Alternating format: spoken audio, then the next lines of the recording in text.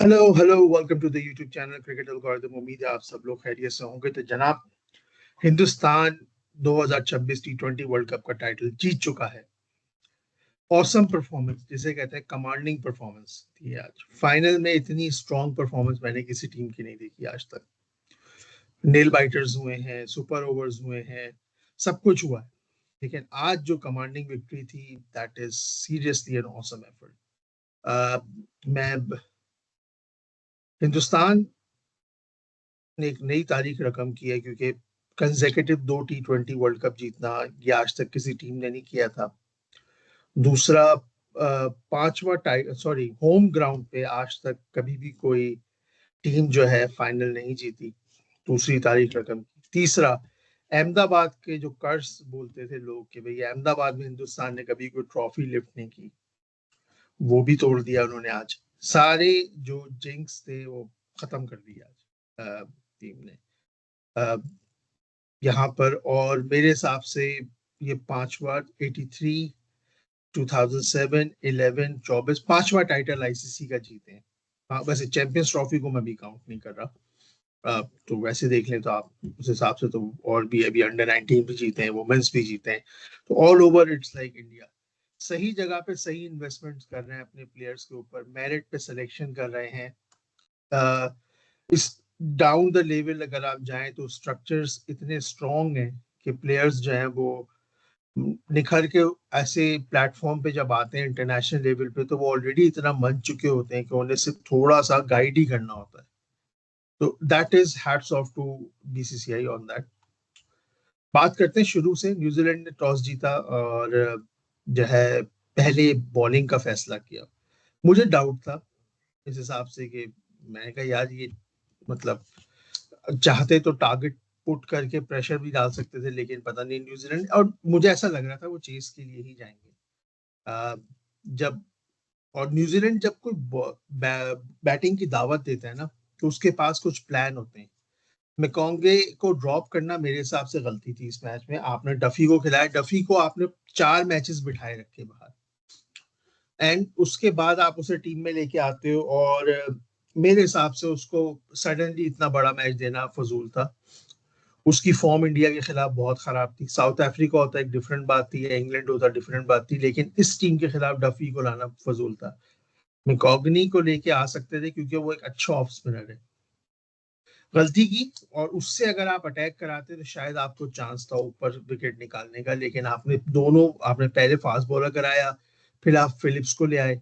तो Phillips is not type of bowler, वो आपको 1 या 2 ओवर का स्पेल दे सकता है, लेकिन वो पावर प्ले वगैरह में नहीं कर सकता। और उसने ये पहले भी साबित किया है जब आप इंग्लैंड से मैच हारे सुपर 8 का, कि वो एक प्रॉपर स्पिनर नहीं है। वो 2-4 ओवर के लिए ठीक रहता है, या छोटी टीमों के खिलाफ परफॉर्म करने के लिए ठीक रहता है। बेहतरीन स्टार्ट दिया संजू ने, बेहतरीन स्टार्ट दिया अभिषेक ने। अभिषेक को बैक किया गया। मैं कई बातें सुन रहा था 2-3 दिन पहले न्यूज चैनल्स पे, यूट्यूब पे, कि अ, अभिषेक को ड्रॉप कर देंगे, रिंकू को ऐड कर देंगे, वरुण को ड्रॉप कर देंगे, कुलदीप को ऐड कर देंगे। भाई सूर्या कुमार है, रोहित का शागिर्द है, उसको रोहित को भी दुनिया बोलती रही थी 3 स्पिनर लेके तुम क्यों जा रहे हो फाइनल में। वो गया था। वो अपने विनिंग को सपोर्ट करता है, विनिंग टीम को।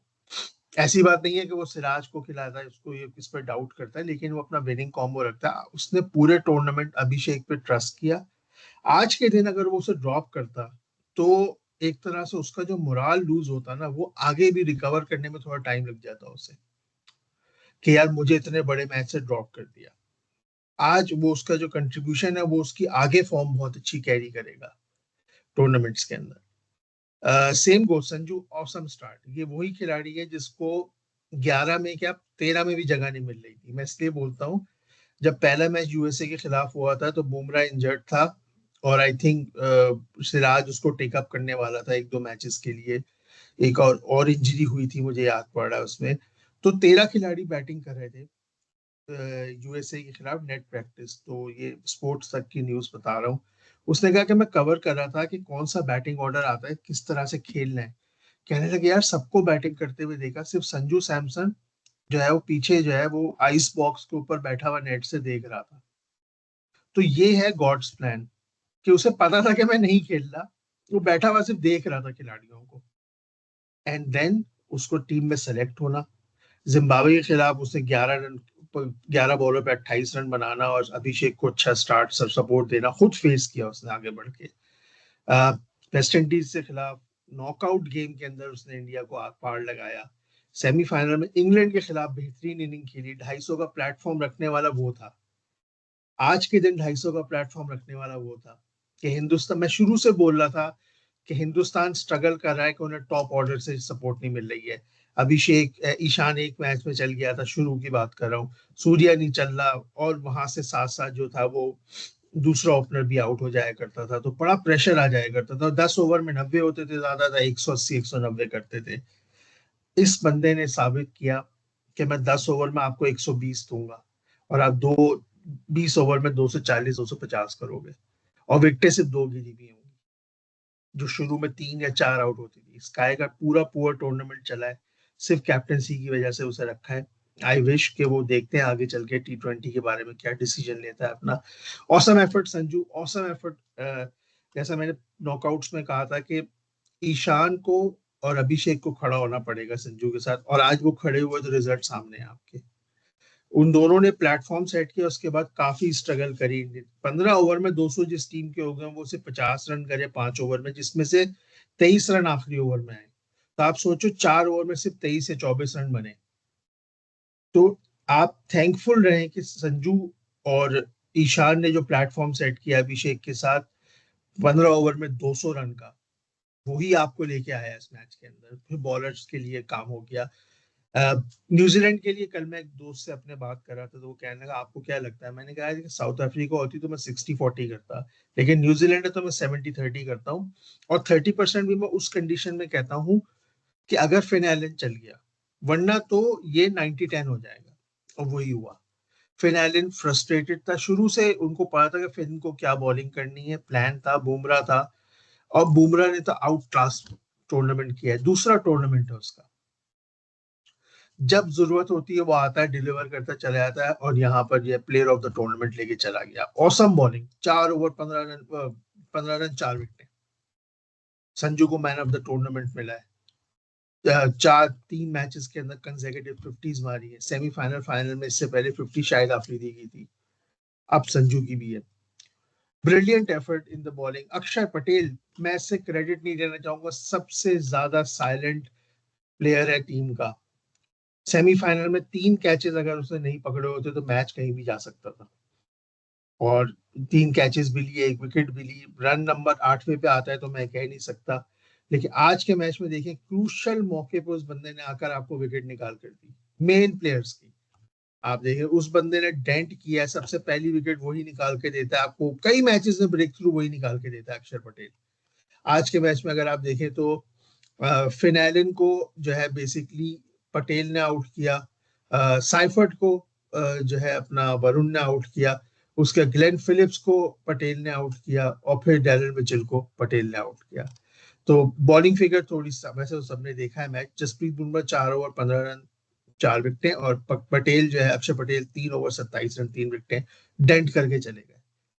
तो congratulations to India, brilliant effort from them, hats off, they deserve to victory. Commiserations to New Zealand, थोड़ी सी गलती मैं बता देता हूँ उनकी तरफ से। जब आप बॉलिंग करते हैं तो आपको मैकॉग्नी को खिलाना चाहिए था।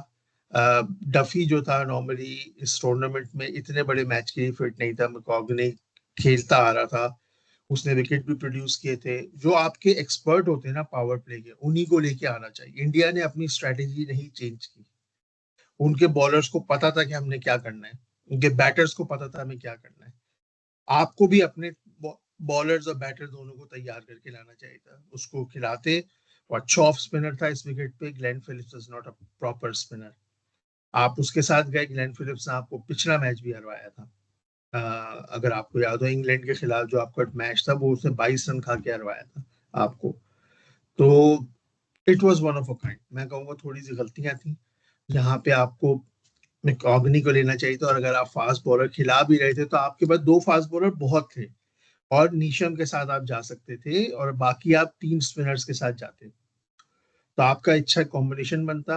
मतलब मेरे हिसाब से मैट हेनरी, साथ साथ फर्गूसन, जिमी नीशम, सेंटनर, मैकॉगनी और साथ साथ सचिन रविंद्रा और आप फिलिप्स के साथ आप अपने ओवर करा सकते थे, लेकिन ये कि चैपमैन उनके लिए वैसा वो नहीं था, कोई भी नहीं खड़ा हो सका सिवाय साइफर्ट के और कप्तान मिचेल सैंटनर के। ओवरऑल 250 रन बहुत बड़ा प्रेशर होता है फाइनल के अंदर, तो खास तौर पे जो 250 रन इंडिया ने पुट ऑन कर दिए।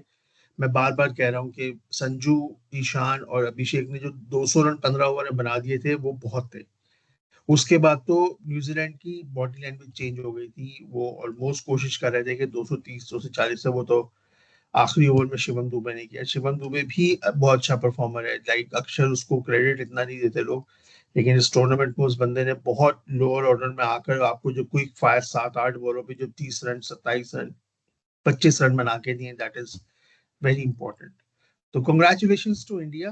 अब मुलाकात होगी अगले टूर्नामेंट में, जो कि तकरीबन 1.5 साल के बाद है। वो 50 ओवर कप है, लेकिन हम बीच में राब्ते में रहेंगे आईसीसी के अंदर, मुख्तलिफ चीज़ों पे बात करेंगे। बायलैटरल शुरू होने वाली हैं, ट्राई नेशंस होने वाली हैं, टेस्ट क्रिकेट होने वाली है, इसलिए राब्ते में रहेंगे आपसे। तब तक अपना ख्याल रखें, प्लीज़ चैनल को लाइक करें, शेयर करें, सब्सक्राइब करें। बाय।